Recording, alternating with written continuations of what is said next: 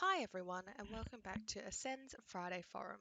If this is your first time tuning in, these webinars cover a range of topics from the most commonly asked support questions to new features and handy tips and tricks to help you along your journey with Ascend. If you have any queries at all and you're not able to find your answer on the Ascend Help Centre, then please send us through an email at ascend@henryschein1.com.au and our support team will get back to you as soon as possible.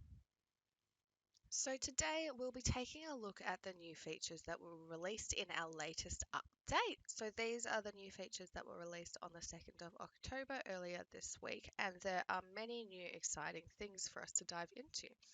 The first of which is the new ability to customize charting symbols for procedure codes. This is particularly useful when creating new item codes within Ascend, so we'll definitely take a look at that. There is now the ability to also both set the start and end dates for fee schedules, which saves a lot of time and stress when it comes to fee changeovers. There is also some new functionality that has been added into the user account screen, now allowing you to search for a specific user account. And finally, there is also a new favorites tab within the imaging that we'll touch on as well. So jumping right into Ascend, the first feature that we're going to go ahead and take a look at is the ability to customize the charting symbols within Ascend for the procedure item codes. So to get started, what we're going to do is we're going to jump into settings up here in the top right hand corner, and we're going to jump into procedure codes and conditions. Once within here, you can make changes to current procedure codes as required, but we can also add charting symbols for brand new procedure codes that we want to add in as well. So if we go ahead and choose add procedure code, what we're going to go ahead and do is just enter in a dummy procedure code. So I might go ahead and maybe just do it as test. And for the description, I'm just going to put this as test, just as an example. The office code is fine for it to be test as well, and I'm going to put this into the restorative category. As per the usual setup, you still have the ability to include this within your favorite item codes. You can also set whether you want this to default to build to third party or if you need to add some GST to that item code as well. You just want to make sure that you set the fee required. I might go ahead and set $50 for this particular case. And then you do want to go ahead and select the treatment area. This is just a test item code, but as an example, if we were to select tooth, so I'm just going to go ahead and click this arrow here, and then what's going to come up is a list of the symbols that you're able to select from for this particular treatment area.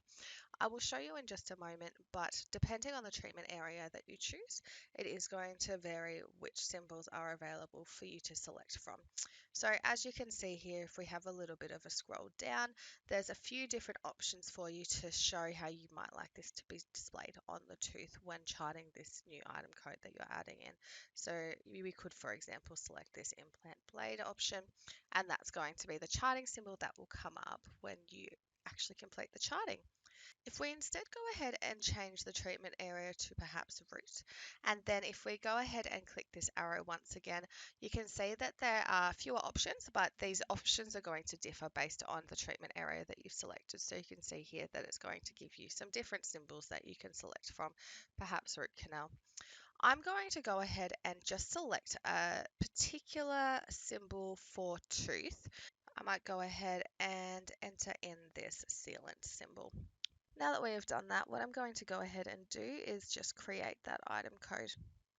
Now I'm just going to jump into the charting area for a test patient here. So I'm just going to bring up Jane Peterson, who is my handy test patient, and we're just going to jump into her chart. Now what we're going to go ahead and do is we're just going to select a tooth. So I might go ahead and select the 1-3. And then if we go ahead and add a procedure, now the one I just added in was called test. And what I'm going to do is I'm just going to click on that to chart it. As you can see there, it's added in the particular item code symbol that I had selected in the other area. The next exciting feature that I want to walk you through is being able to set the start and end date for fee schedules. So I'm going to jump into settings and head into the fee schedules area. It is important to keep in mind that this fee schedules area can sometimes have permissions related to it. So depending on what your administrators have been set up, you may or may not have access to this. It would typically be the admin team that would be making these changes. What I'm going to do is I'm just going to select a fee schedule, for example, Blackburn fees. Now that I have that one brought up, what we can do is actually go ahead and set an end date. So if we wanted this particular fee schedule to finish being used perhaps at the end of this month, all we need to do is mark that end date and then go ahead and click set and save.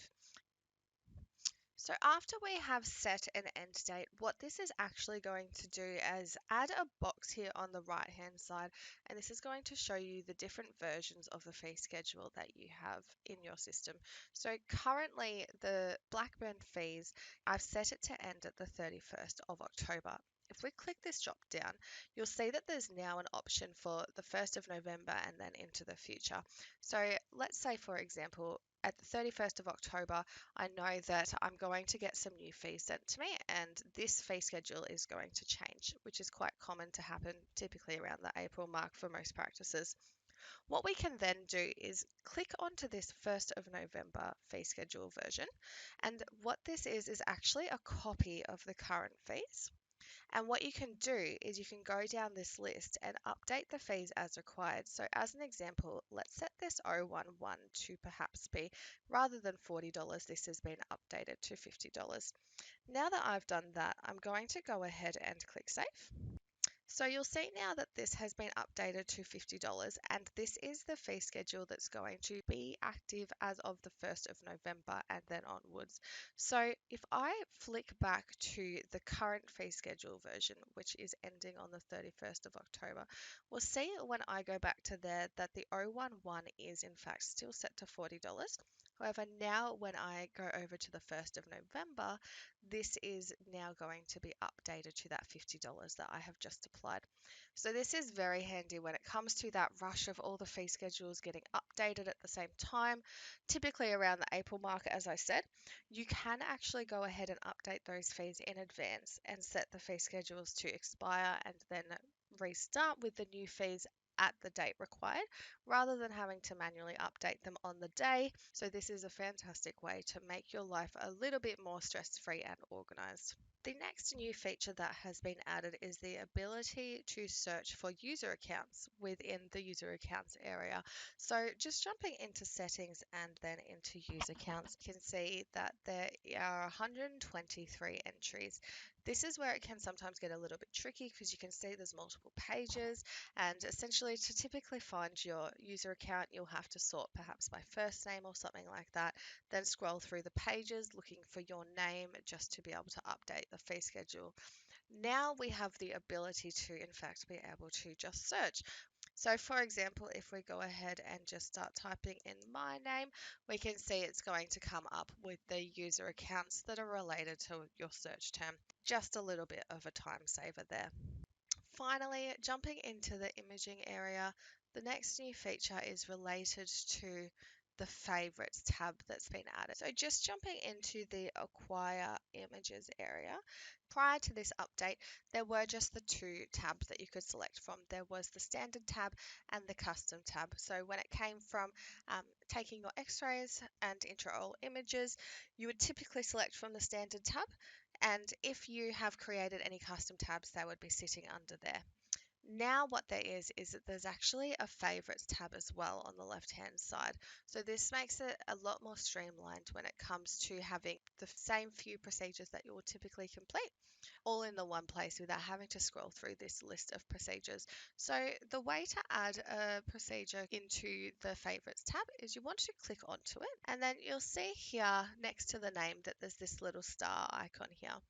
Once you click that star, what that's going to do is then put that particular procedure into the favorites tab. Now, it is important to know that this imaging procedure favorites tab is not user specific. So this does mean that it is shared across the entire location. So anything that you do add to the favorites area is going to be visible to the other users as well. But this is still very handy for practices that perhaps only complete 3 or 4 different types of x-ray procedures, just a little bit of a time saver when it comes to being able to access those imaging procedures. All right, everyone. Well, thanks for tuning in to Ascend's Friday Forum. A few quick reminders before I let you go. If you have any ideas or suggestions that you would like to put forward that you feel would help make Ascend a better product, we are always looking for and welcome feedback. And so we do have a request a feature link directly within Ascend.